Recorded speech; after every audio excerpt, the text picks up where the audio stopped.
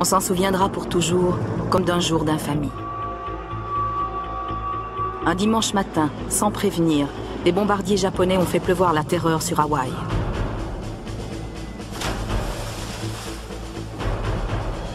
L'attaque de Pearl Harbor n'a duré que 2 heures, mais elle a contribué à faire entrer les États-Unis de plein pied dans la Seconde Guerre mondiale et changer le cours du destin de l'Amérique pour en faire une puissance mondiale.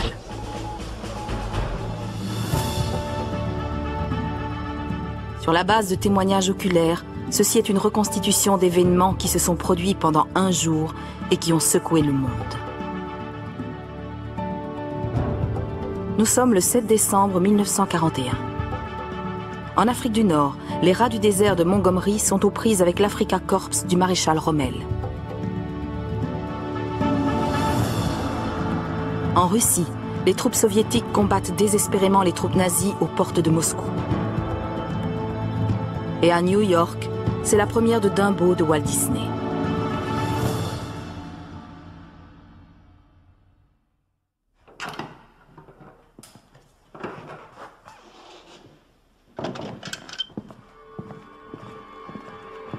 Il est encore très tôt ce dimanche matin. Les officiers des services secrets de la marine ont travaillé toute la nuit. Capitaine, ceci vient juste d'arriver. Je crois que vous devriez jeter un coup d'œil. Êtes sûr que ça ne peut pas attendre, lieutenant? Il vaut mieux que je retourne au bureau. Les services secrets de la marine sont au cœur des opérations les plus sensibles et les plus secrètes des États-Unis. Pas plus de 20 personnes n'ont accès au secret que contient le dossier. Le capitaine de corvette Alvin Kramer, spécialiste des questions japonaises, est l'une d'entre elles.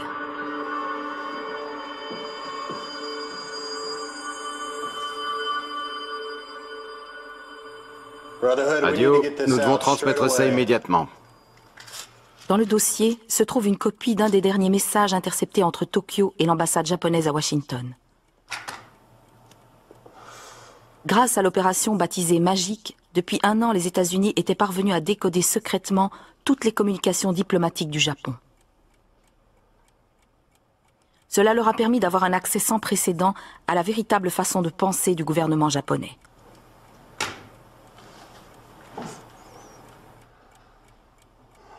Le capitaine Kramer n'a cependant jamais vu un message comme celui-ci.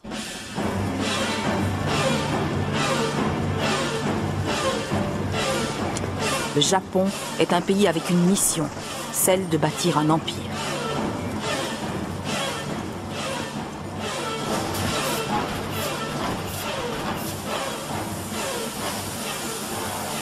En 10 ans, ce petit pays insulaire était passé d'une économie rurale à une véritable puissance industrielle. Mais il lui manquait un élément indispensable qui pourrait véritablement lui permettre d'accéder au statut de superpuissance régionale qu'il essayait désespérément d'atteindre, des ressources naturelles.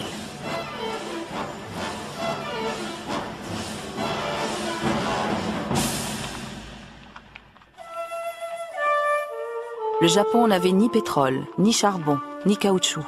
Et confronté à l'embargo américain, il était prêt à tout pour s'en procurer.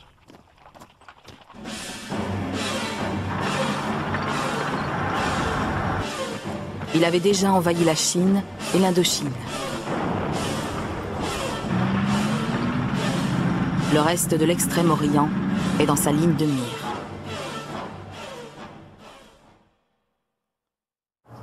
Oui.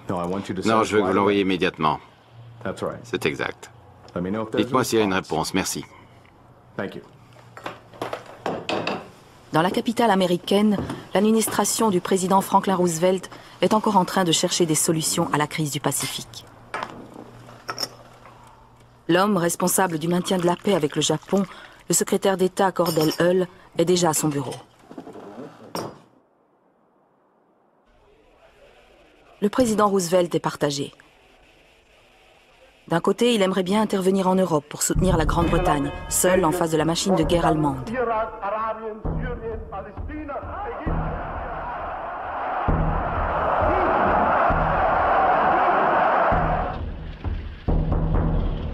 Mais se lancer dans la guerre est un acte très impopulaire. L'opinion publique américaine est hostile à une intervention à l'étranger, préférant que les États-Unis maintiennent leur position traditionnellement isolationniste.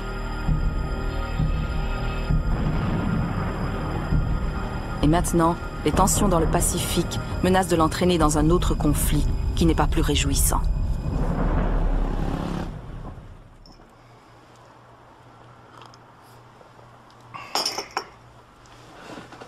Depuis 10 mois, Cordell Hull négocie avec Tokyo. Il essaie vainement de résoudre la crise et de freiner l'expansionnisme japonais en Asie. Mais les négociations sont dans l'impasse. Les États-Unis ont lancé un ultimatum au Japon. Ce dernier doit se retirer de Chine et d'Indochine. La veille, le président Roosevelt a lancé un appel personnel à la paix à l'empereur du Japon. Et Hull sait que la réponse de Tokyo pourrait tomber d'un instant à l'autre. Il n'aura plus très longtemps à patienter.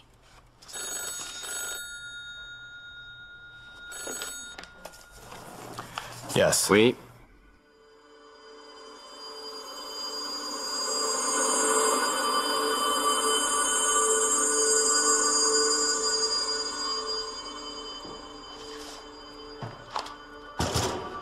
Le message intercepté qui se trouve sur le bureau du capitaine Kramer est la réponse tant attendue à l'ultimatum américain.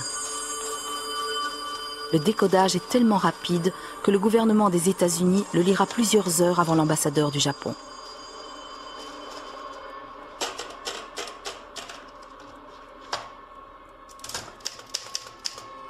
Kramer réalise immédiatement que loin de résoudre la crise, le message de Tokyo ne peut que signifier une escalade du conflit. À la différence du langage diplomatique poli des derniers mois, il rejette l'ultimatum de Washington en des termes qui sont loin d'être équivoques. Le gouvernement japonais regrette de devoir notifier au gouvernement américain qu'en raison de son attitude, il ne peut que conclure à l'impossibilité de trouver un accord au moyen d'autres négociations.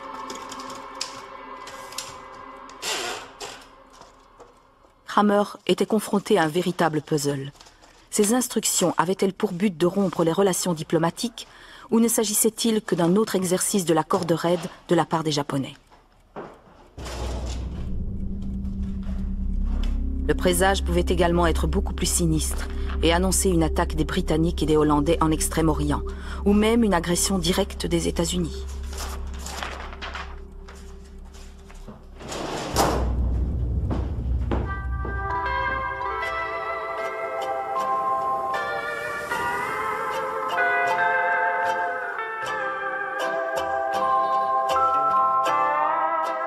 L'île hawaïenne d'Oahu et son énorme base navale de Pearl Harbor.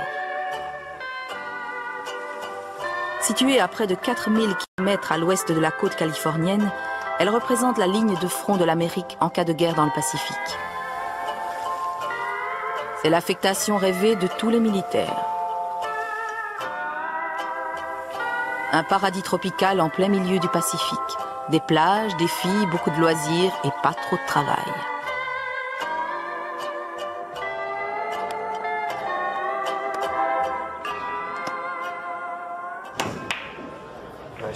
Magnifique.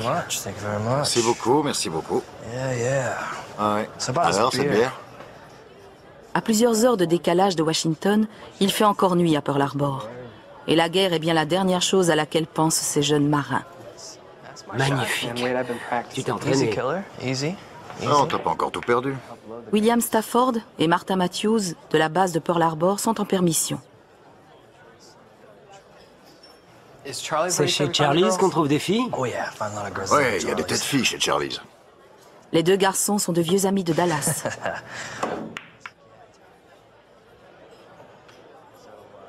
Matthews a suivi son ami dans la marine.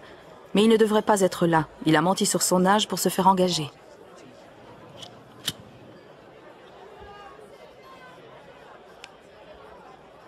Quand William est venu en permission, on a passé pas mal de temps ensemble. Il portait son uniforme et les filles ne regardaient que lui. C'est là que j'ai décidé que c'était ce que je voulais faire.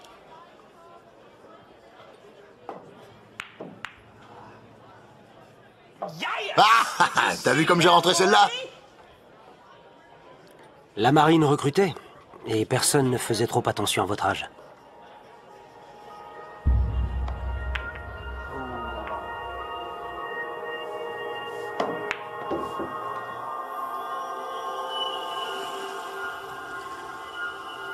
Depuis un an, le petit port de la côte ouest d'Oahu servait de base à l'immense flotte américaine du Pacifique.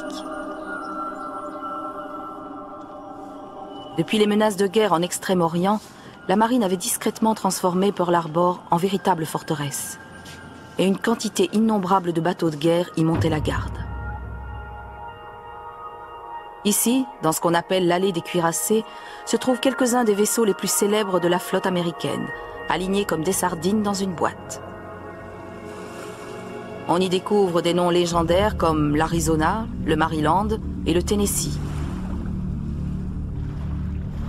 Doté d'une puissance de feu combinée de 64 énormes canons, c'est une démonstration de force très impressionnante, le symbole de la puissance américaine dans le Pacifique.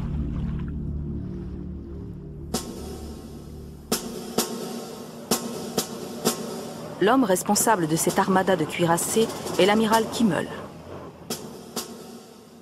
Kimmel est officier de carrière d'une puissance de travail peu commune, qui lui a gagné l'admiration et le respect de ses hommes. C'est l'amiral.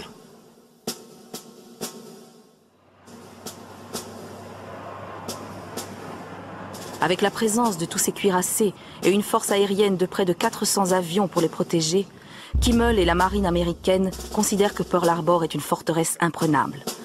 La base idéale pour lancer des représailles américaines à une agression japonaise dans le Pacifique.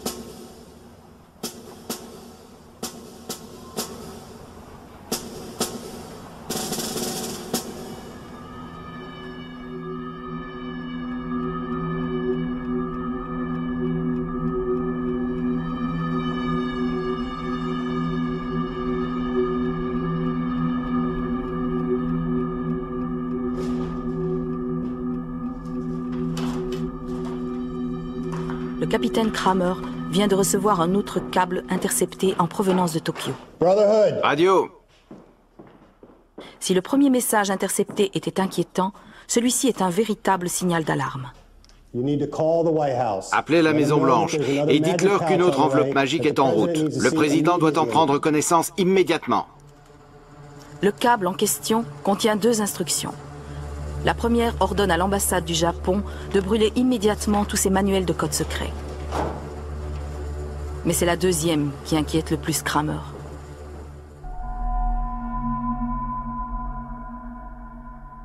Elle ordonne à l'ambassadeur japonais de remettre un message annonçant le retrait du Japon des négociations de paix, à 13 h aujourd'hui exactement. Kramer soupçonne immédiatement que des ordres aussi précis de la part de Tokyo pourraient être un indice précis sur les intentions du Japon. 13 h à Washington est tôt le matin de l'autre côté du Pacifique.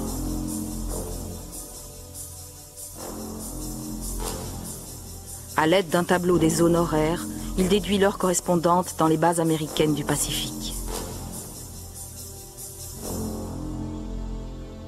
Il sera 2 h du matin aux Philippines, 4 h à leur base de Guam et 7 h 30 à Pearl Harbor. Grâce à sa connaissance intime du Japon, Kramer sait qu'historiquement l'attaque surprise est l'une des tactiques de guerre préférées de ce pays. Tôt le dimanche matin est l'heure idéale pour lancer une attaque préventive. C'est-à-dire dans 4 heures à peine.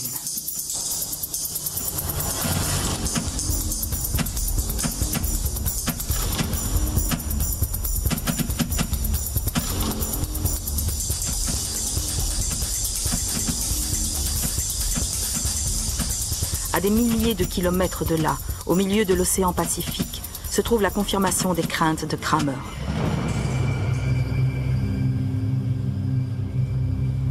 Avec l'ordre de maintenir le silence radio le plus strict, la plus grande flotte de porte-avions jamais assemblée se déplace à grande vitesse. 6 porte-avions, transportant quelques 355 avions, 2 cuirassés, 3 croiseurs et 9 destroyers, 31 navires en tout. Destination, Pearl Harbor.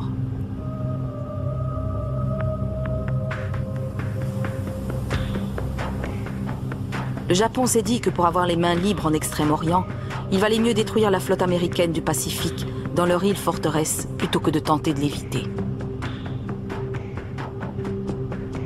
Ils n'ont aucun doute sur le succès de l'opération, car le Japon a mis au point une technologie qui transformera à jamais l'avenir du combat naval.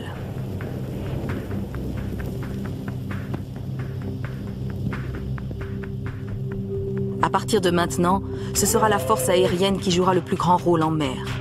Par des prouesses technologiques inédites, le Japon a créé une flotte de porte-avions qui rendra les cuirassés de l'ennemi totalement inefficaces.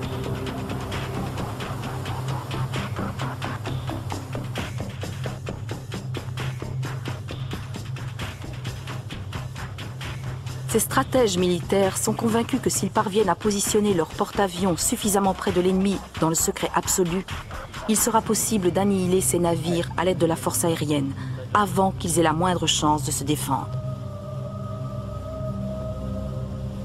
C'est la première fois que cette nouvelle stratégie allait être mise à l'épreuve.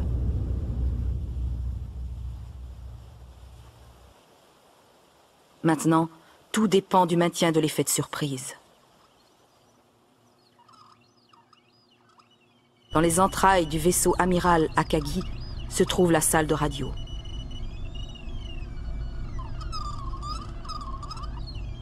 Les opérateurs radio balaient toutes les fréquences à la recherche d'un indice qui leur permettrait de savoir si la flotte avait été repérée.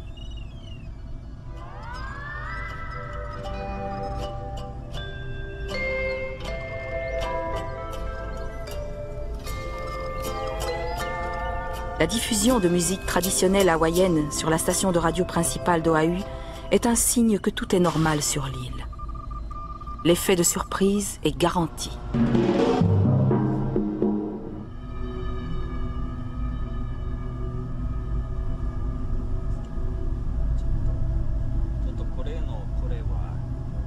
Au-dessus, dans la salle des cartes de l'Akagi, le vice-amiral Nagumo passe une dernière fois en revue le plan d'attaque en compagnie de son chef d'escadre, Mitsuo Fuchida. Il est extrêmement audacieux. Les Américains ont toujours considéré que Pearl Harbor était invulnérable aux attaques des bombardiers torpilleurs à cause des eaux peu profondes du port. Mais les Japonais ont trouvé son talon d'Achille. C'est une technique à laquelle ils se préparent depuis des mois. Ils ont mis au point des torpilles qui peuvent être lâchées d'avions en eau peu profonde. Ce sont ces bombardiers torpilleurs qui formeront la première ligne d'attaque sur Pearl Harbor. Puis arrive un message de Tokyo. Il donne la liste détaillée des vaisseaux ancrés dans le port, transmise par leur espion en poste à Pearl Harbor.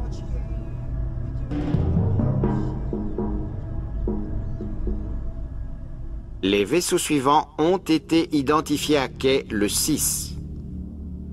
9 cuirassés, 3 croiseurs légers, 3 sous-marins, 17 destroyers. Il y a également 4 croiseurs légers et 2 destroyers en cale sèche.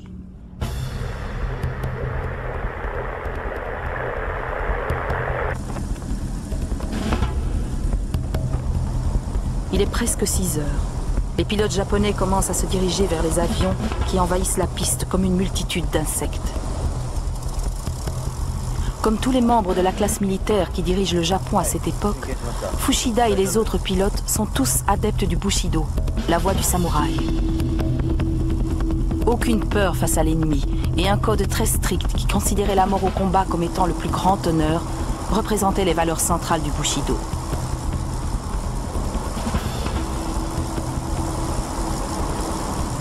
Sur la piste se trouvait un éventail impressionnant d'avions représentant quelques-unes des machines à tuer les plus sophistiquées du monde. Des avions qui n'avaient aucun mal à surpasser leurs rivaux américains.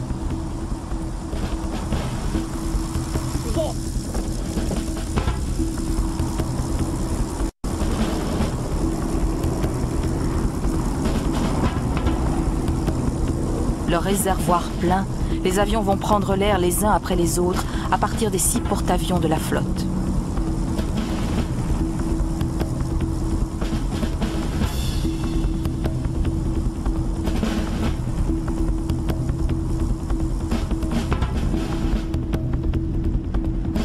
Il leur faudra 1h45 pour atteindre Pearl Harbor.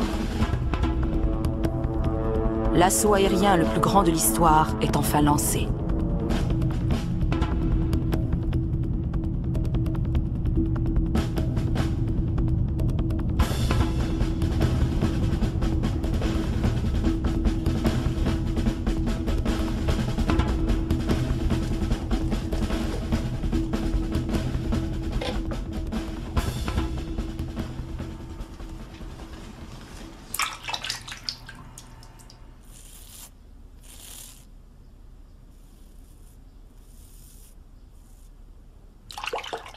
Ce dimanche matin, l'amiral Kimmel, commandant de la flotte du Pacifique, est impatient d'avoir un de ses rares jours de repos. Il a prévu d'aller faire une partie de golf avec son homologue de l'armée de terre.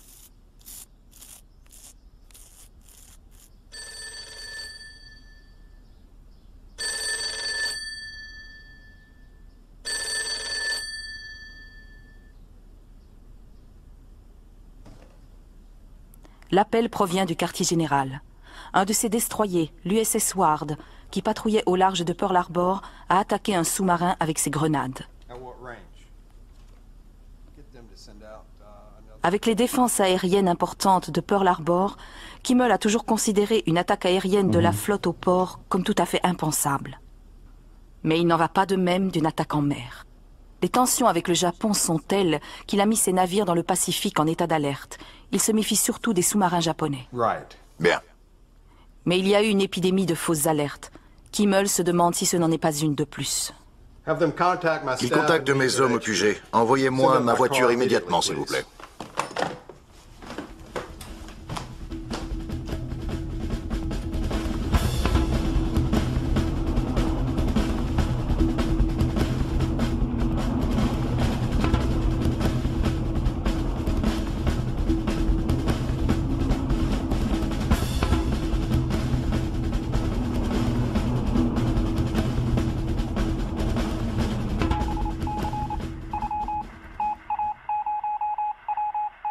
Un télégramme de Washington vient d'arriver à Hawaï.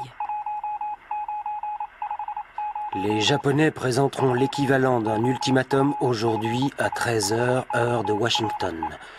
Nous ne savons pas quelle peut être la signification attachée à la précision de l'heure, mais il est conseillé d'être en état d'alerte. À la suite de certains problèmes sur le circuit militaire de Hawaï, le message est envoyé par la voie normale et rien n'indique son urgence.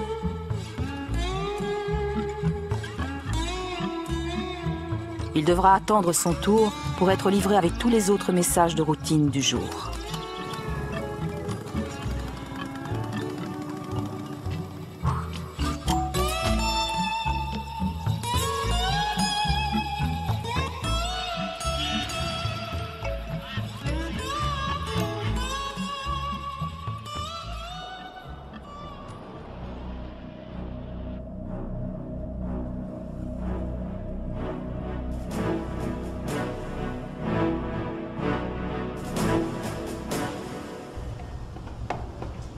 Le marin Martin Matthews a reçu une dispense pour passer la nuit à bord de l'USS Arizona, en compagnie de son ami William Stafford. Ce sont des obus de 38 à double emploi. Pourquoi à double emploi? Parce qu'ils peuvent aussi bien descendre une cible au sol que dans le ciel. Nous avions une autre permission, et nous étions sur le point d'aller à terre quand nous avons entendu du bruit à tribord. Un groupe d'avions arrivait dans notre direction, mais personne n'y prêtait attention.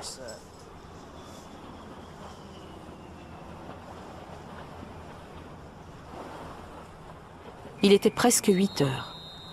Les équipages de toute la flotte participaient à une cérémonie organisée sur tous les navires de la marine à quai ce matin. La cérémonie du drapeau.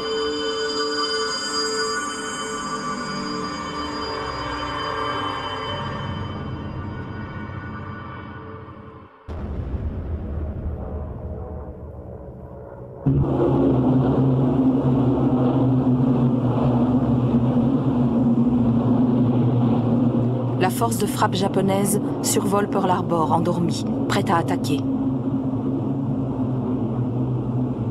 Dans le groupe de tête, Fushida rompt le silence radio pour transmettre son premier message au porte-avions et à Tokyo.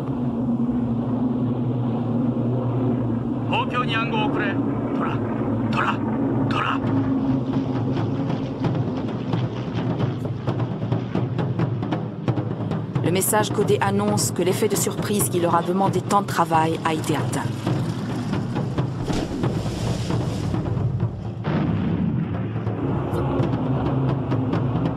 En quelques minutes, Pearl Harbor est en flammes.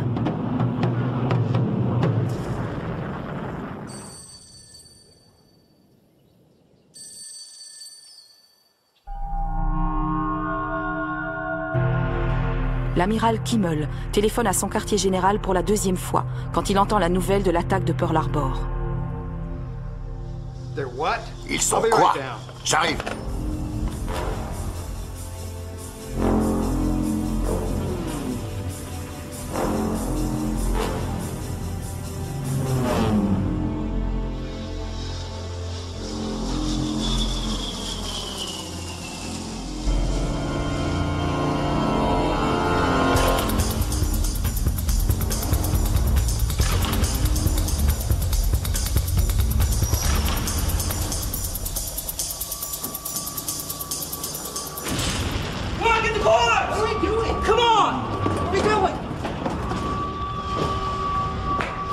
À bord de l'Arizona, on sonne l'alerte générale, appelant tous les hommes à leur poste de combat.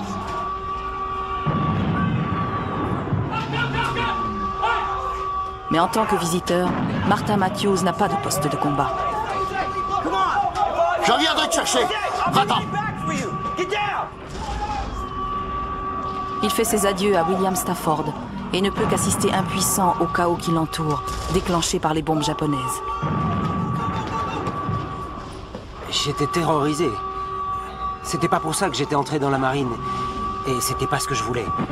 Je n'avais nulle part où aller, pas de poste de combat. Et si j'en avais eu un, je n'aurais pas su quoi faire. J'étais bien trop jeune pour réaliser ce qui se passait. Je ne comprenais pas que c'était le début de la guerre. Comme il l'avait répété des dizaines de fois, les bombardiers torpilleurs descendaient en rase-mode sur le loch sud-est de Pearl Harbor et lançaient leurs bombes en direction de l'alignement de cuirassés.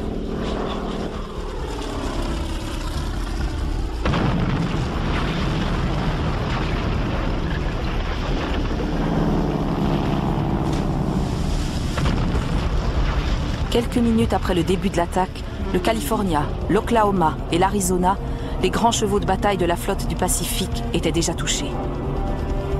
L'état-major de Kimmel a du mal à évaluer l'ampleur et la sévérité de l'attaque japonaise.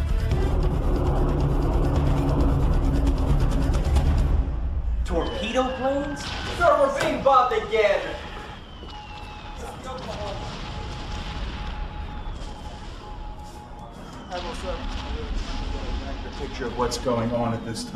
Nous n'avons aucune idée de ce qui se passe pour l'instant.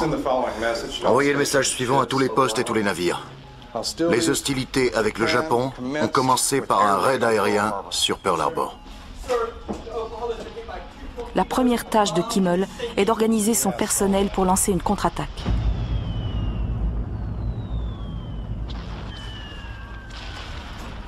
Mais ce sera impossible s'ils ne peuvent pas défendre leur navire. Et ça, c'est la responsabilité des nombreuses unités de défense aérienne de Pearl Harbor. Mais bon Dieu, pourquoi n'avons-nous aucune couverture aérienne? L'île est parsemée d'aérodromes. 400 avions sont supposés former un bouclier de protection pour les navires de guerre de Pearl Harbor. Des patrouilles aériennes défensives régulières étaient supposées avoir été organisées, mais les pénuries de carburant avaient souvent empêché les avions de décoller. Sans couverture aérienne, les bombardiers japonais étaient maîtres du ciel. Ils pouvaient aussi bien détruire les avions que les cuirassés de Pearl Harbor.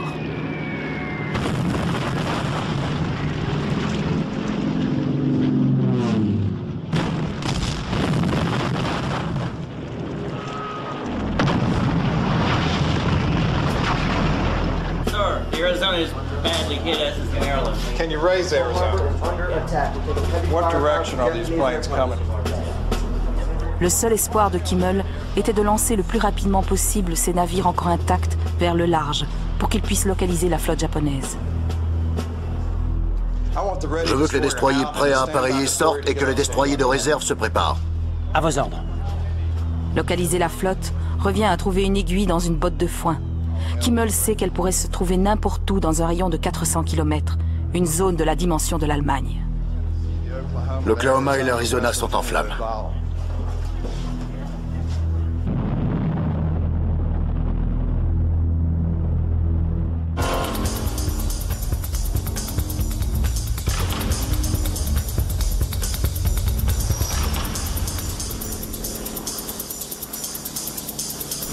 À 8h30, 30 minutes exactement après le début de l'attaque, 7 des 8 cuirassés de la flotte sont hors de combat.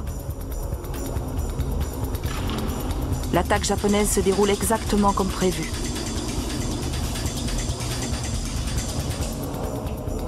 Les réserves de bombes et de carburant commencent à baisser sérieusement. Fushida donne l'ordre à ses escadrons de bombardiers de rentrer vers les porte-avions.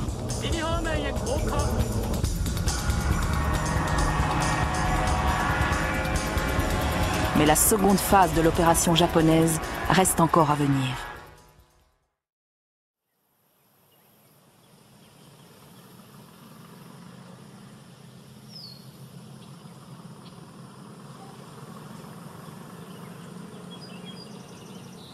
Cela fait maintenant plus d'1 heure que le message prévenant de l'attaque est arrivé au bureau de la société de messagerie d'Honolulu. Il est dans la sacoche du coursier, en attente de livraison.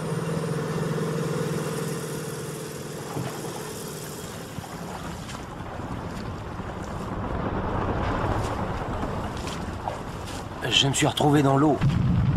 Je ne sais pas si c'est le souffle d'une bombe quand j'étais sur le pont supérieur ou l'émotion qui m'a jeté par-dessus bord. Le port est en flammes. Martin Matthews se dirige vers une bouée d'amarrage, d'où il voit exploser l'USS Arizona, frappé de plein fouet à la proue. Sa réserve de munitions a été touchée et l'on croirait assister à une éruption volcanique. Le navire coule en quelques minutes, faisant près de 1200 victimes.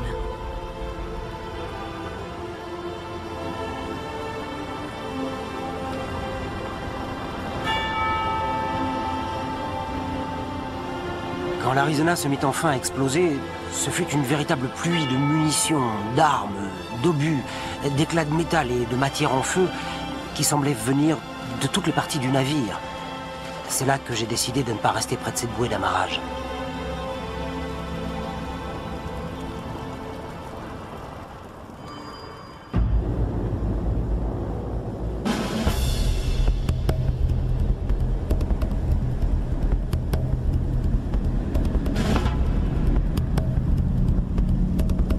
Dans l'océan Pacifique, à 400 km au nord d'Oahu, la deuxième vague d'assaut japonaise sur Pearl Harbor quitte les porte-avions.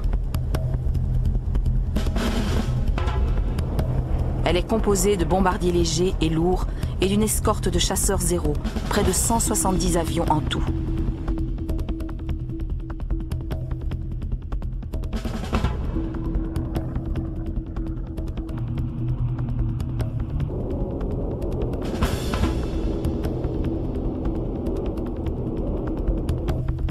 Les ordres de cette seconde vague sont aussi clairs qu'ils sont simples. Détruire ce qui reste.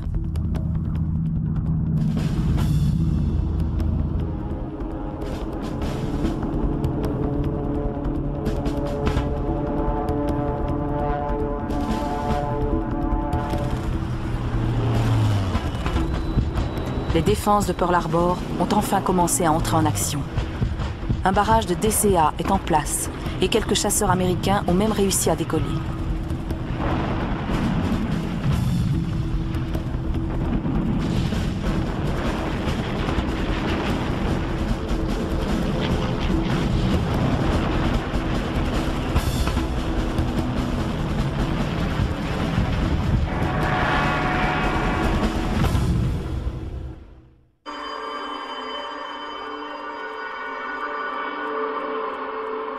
Yes, Mr. President. Oui, Monsieur le Président. Yes. Oui, d'accord. All right. Thank you, Mr. President. Merci, Monsieur le Président. Les Japonais ont attaqué Pearl Harbor. Je ne peux pas croire qu'ils aient osé faire une chose pareille.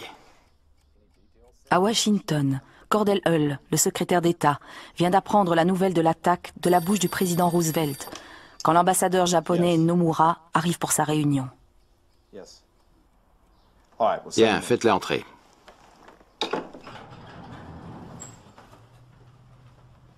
Nomura est là pour remettre le document qui annonce avec véhémence la rupture des relations diplomatiques du Japon avec les États-Unis.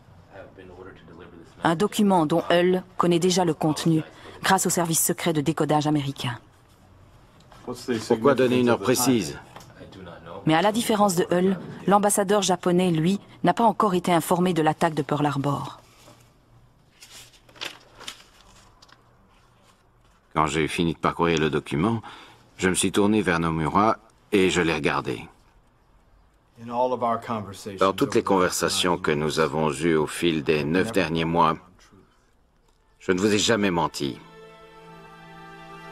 Comme vous le confirmeront les minutes de nos entretiens. De mes près de 50 années passées dans le service public, je n'ai jamais vu de document qui soit si mensonger, si rempli de distorsions de la vérité, à une telle échelle que je n'aurais jamais imaginé jusqu'à ce jour qu'un gouvernement sur cette planète soit capable d'une telle infamie.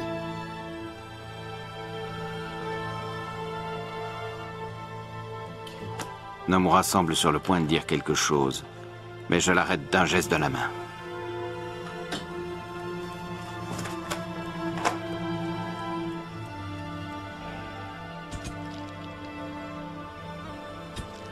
Les ambassadeurs font volte-face et sortent tête baissée, sans dire un mot.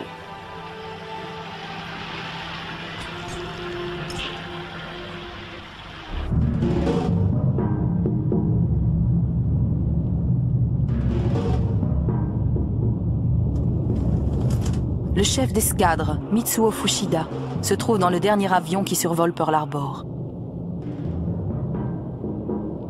Avant de rentrer, il fait une évaluation précise des dégâts infligés à l'ennemi.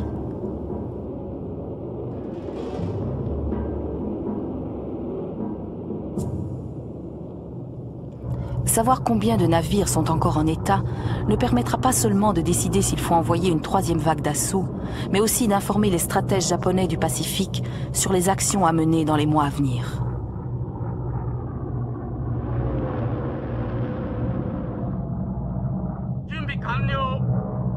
Il donne enfin l'ordre à ses pilotes de rentrer à la base.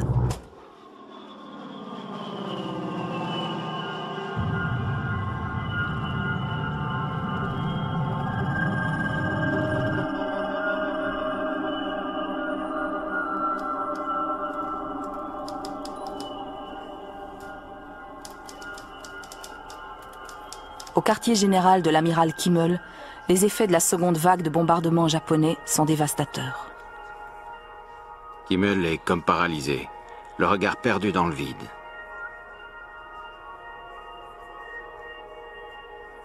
Kimmel semble sous le choc de l'énormité de ce qui s'est produit sous son commandement et par l'effondrement du monde qui l'entoure. Depuis le début de la seconde vague, 2 autres cuirassés ont été coulés. Des 8 grands navires de guerre qui étaient attaqués ce matin, ces grands symboles de la puissance navale américaine, grâce auxquels elle entendait dominer le Pacifique, 5 ont été coulés et les 3 autres ne sont plus en état de naviguer.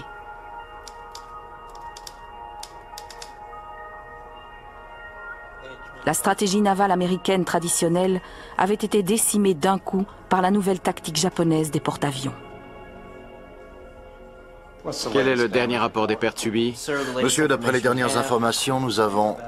3 destroyers ont également été détruits, dont l'USS Shore, qui s'est transformé en une véritable boule de feu quand sa réserve de munitions a été touchée par l'incendie qui faisait rage dans le port. Je me trouvais dans le bureau de l'amiral Kimmel quand le Shore a explosé. Je ne veux jamais revoir ce que j'ai vu sur son visage à ce moment-là.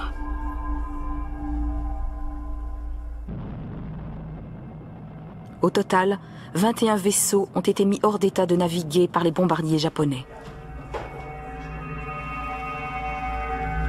Le décompte final montre que 169 avions américains ont été détruits contre 29 avions japonais.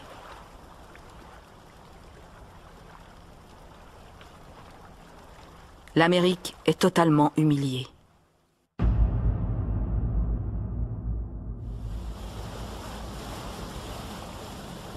À son retour sur l'Akagi, Fuchida est immédiatement demandé sur le pont supérieur où se trouve le vice-amiral Nagumo, qui attend son rapport.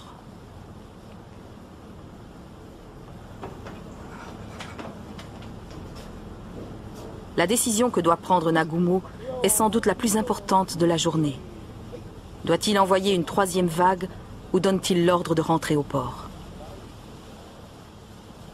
Nagumo pose une question cruciale. La flotte américaine pourra-t-elle opérer à partir de Pearl Harbor dans moins de 6 mois?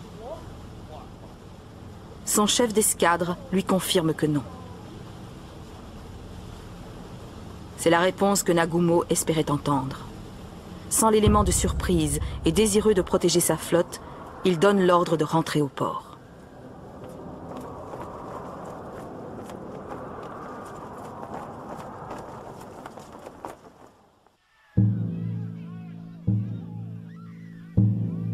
Sur Oahu, le choc de l'attaque cède le pas à la colère face aux pertes humaines et aux dégâts subis.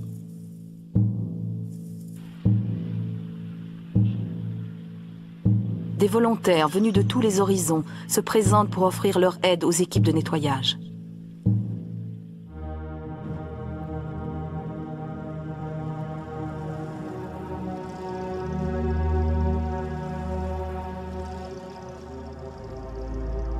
Martin Matthews est enfin de retour à son poste sur la piste d'atterrissage de la base aéronavale de Ford Island. Après les bombardements, il ne restait pas grand-chose qui ressemblait à une base aéronavale.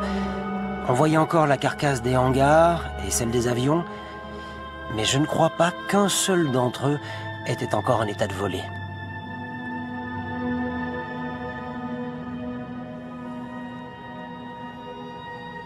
La peur d'autres attaques rendait les opérations de nettoyage urgentes, car il fallait pouvoir rouvrir le port et les pistes d'atterrissage le plus vite possible.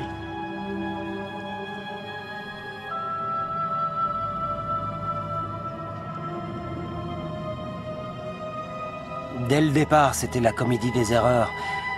La marine n'était pas prête, personne n'avait été formé à une attaque imminente, les canonniers ne connaissaient pas le matériel, les munitions n'étaient pas facilement accessibles, la limitation des dégâts n'avait pas été planifiée, les écoutilles étanches n'étaient jamais fermés. C'était le chaos total. Les hommes travaillèrent d'arrache-pied pendant 3 jours, ne dormant que très peu. Un effort héroïque pour que Pearl Harbor soit opérationnel aussi vite que possible.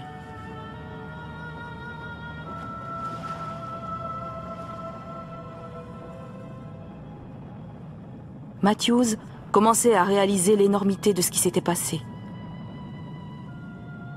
Plus tard, on lui apprendra que William Stafford, l'ami auquel il avait dit au revoir sur l'Arizona le matin même, était mort.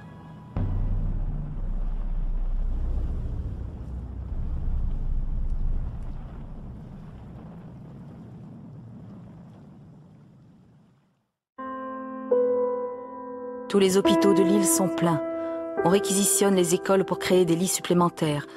Des volontaires se mobilisent pour venir en aide aux équipes médicales et donner du sang. L'attaque de Pearl Harbor aura coûté la vie à 2403 Américains et fait près de 1200 blessés.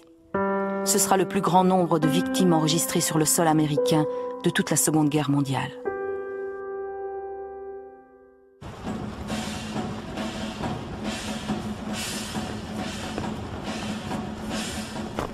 Pearl Harbor n'est que l'une des grandes vagues d'attaques lancées par le Japon dans le Pacifique ce jour-là.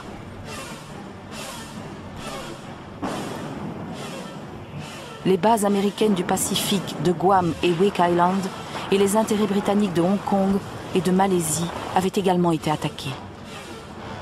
Viendront ensuite l'invasion des Philippines sous contrôle américain et la forteresse britannique de Singapour qui tombera sous le coup d'une autre attaque surprise de grande envergure. C'est le début d'un assaut savamment calculé de l'Extrême-Orient qui verra la région tomber totalement sous le contrôle du Japon dès le printemps de 1942. Le but avoué du Japon de créer un empire en Extrême-Orient semblait à sa portée.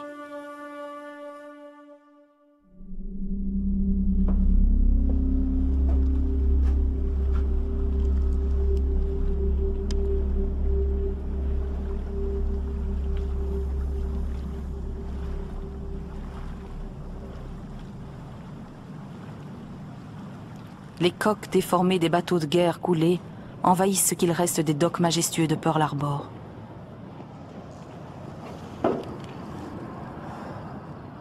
Maintenant, c'est le long processus de récrimination qui attend l'amiral Kimmel.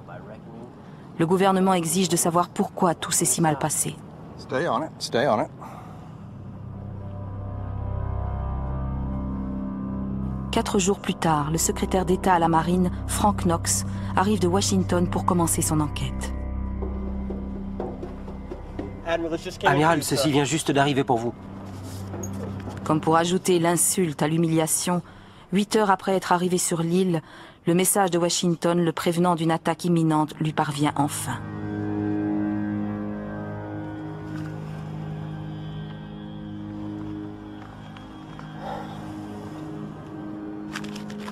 Le long processus de rejet des responsabilités est sur le point de commencer. Il se terminera quelques semaines plus tard quand l'amiral Kimmel sera relevé de ses fonctions.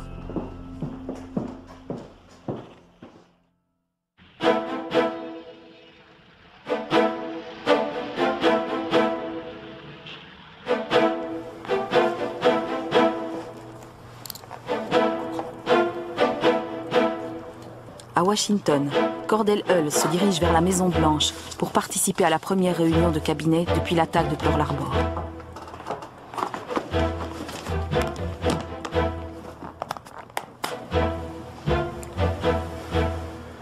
Au cours de la réunion, le président va leur lire son projet d'allocution à la session conjointe extraordinaire du Congrès qu'il a convoquée pour le lendemain matin.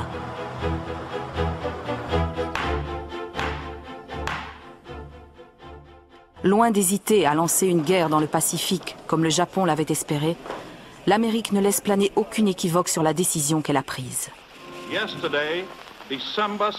Hier, 7 décembre 1941, sera une date marquée du sceau de l'infamie.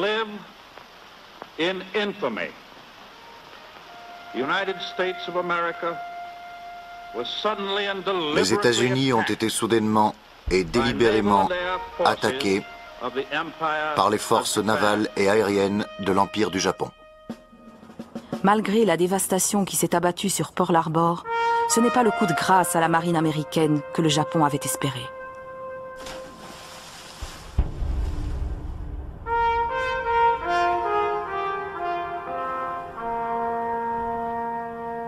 Par une opération de sauvetage conduite avec une rapidité sans précédent, en moins de 15 jours, 3 cuirassés sur les 8 qui ont été endommagés sont à nouveau opérationnels. Mais surtout, les 2 porte-avions de Pearl Harbor, en mer au moment de l'attaque, sont indemnes. 6 mois plus tard, la flotte du Pacifique prendra sa revanche à la bataille de Midway, au cours de laquelle elle coulera 4 porte-avions japonais.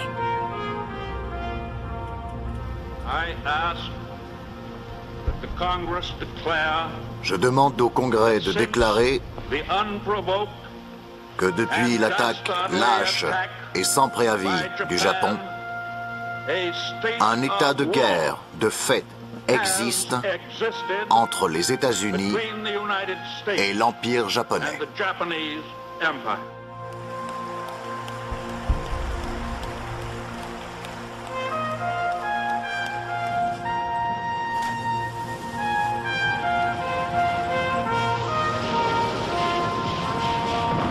Après ce discours, une nation qui avait une forte aversion pour les guerres étrangères et dont l'armée était plus petite que celle de la Yougoslavie, allait devenir en 2 ans la plus grande puissance militaire du monde. Les humiliations allaient se succéder aussi bien pour l'Allemagne en Europe que pour le Japon dans le Pacifique. Le 7 décembre 1941, à la suite de l'attaque de Pearl Harbor, l'Amérique allait devenir une superpuissance. Une décision qui allait changer le cours de l'histoire du monde.